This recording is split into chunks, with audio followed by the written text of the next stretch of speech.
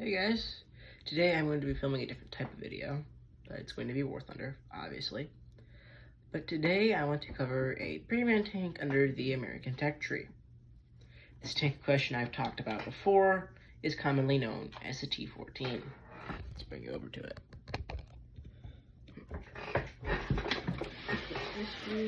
Alright, so the T14 is an American heavy infantry tank. It was commonly used during World War II and it is a very decent tank overall. So let's get started, shall we?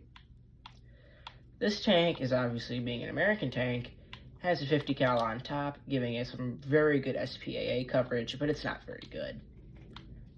50 cal in question is this one up top, and it's very mediocre. The armor on the tank is absolutely amazing. It's very thick, and being under the heavy tank class, it comes at a cost of a terrible engine. However, you do get some amazing rounds, specifically APHE, CBC, solid shot, and HE. This cannon, its main primary cannon is a 75mm Sherman, and it's very slow, capping out, I think, at just 20 miles an hour, or maybe 17. This tank sits at a 4.0 battle rating and is actually kind of good.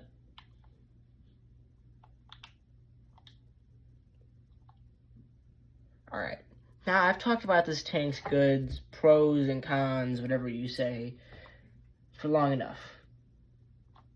This tank has some pretty big drawbacks.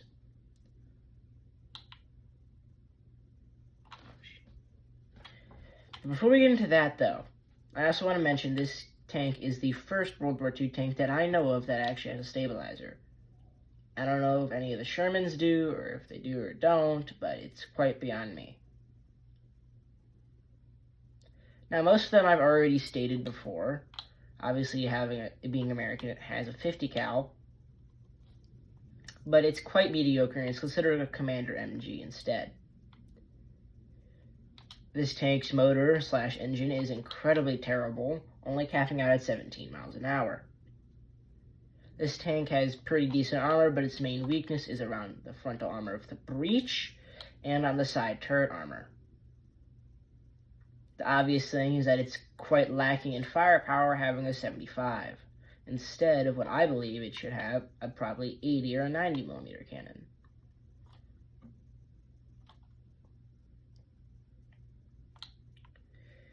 Now, this tank also having pretty mediocre side armor as well. This tank, again, is also very slow, so it's a pretty big target. But also, it is super tall, comparing it to other tanks that has a very high stature, making it a pretty easy target. However, I like this tank because you can take a lot of hits, and it's very good to getting used to the heavy tank class. However, this, again, could be improved. This mainly sits at a 4.7 battle rating. 4.7. So it mainly fights Panthers and other such things. So it fights Panthers, Panzers, and all that. Whole 9 yards. Also, it has very non-existent front track sheet covers. Same thing for the back, but you don't really need that. But now I've beat up this tank for long enough. Let's see how we could improve it, if at all. To start off, I would like to say that this tank is actually very good and is quite relatively a decent heavy tank. What I suggest is either making the 50 cal do more damage or have more range, or just be more responsive in general. I was also going to state you could either give it a second 50 cal, but I feel like Diagen won't do that.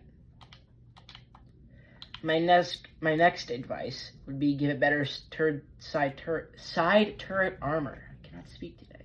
Side turret armor. You could also give it a more powerful engine, since it only caps out at max of 17 miles an hour. Now, for the cannon only boasting a stabilized 75mm, which is quite sad depending on the tank, specifically this one being the weakest of them all, in my opinion. It's just absolutely terrible. You could probably give it, I wouldn't say a 76, but maybe a 90, which I feel like suits it, because most heavy tanks in this game have really good armor and really high powerful guns, but have very slow mobility. Now, I'm not asking this tank to be extremely fast. The best I'm saying, maybe up the engine horsepower to make it go 20 miles an hour so we can keep up with the rest of the team.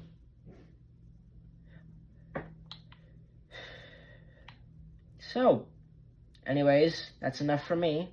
Or you could also just hit the like button and subscribe, since if you're maybe new and come across this video, then I greatly appreciate it.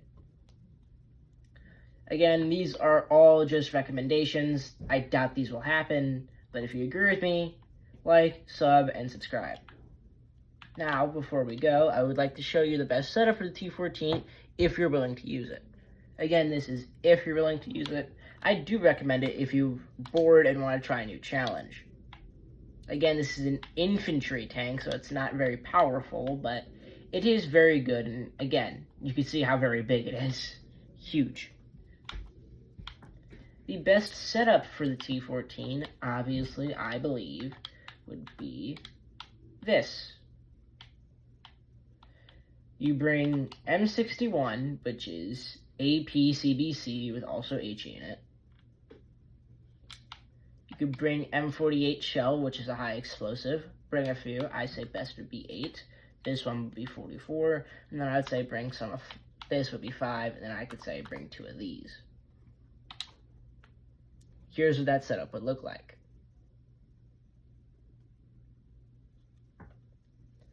Now on the bottom row, you may notice we finally have our M46 shot, I believe, or shell. This is the APHE CBC. This is going to be probably your main source of damage. And you also have your HE, which would be this button on controller, this button on as well for the other. And then this one being solid shot, which is commonly found on low tier tanks. Actually doing surprisingly well. This is another solid shot, which is solid shot discarding, which can huff against angled armor. Boom. Again, I forgot to mention this, but you could also increase the turret rotation speed of the tank's turret as well. Now, it may seem pretty fast, but in battle, it's actually super slow. But anyways, that's enough from me. Hope y'all enjoy. Glad y'all stuck around to the end. See you next time.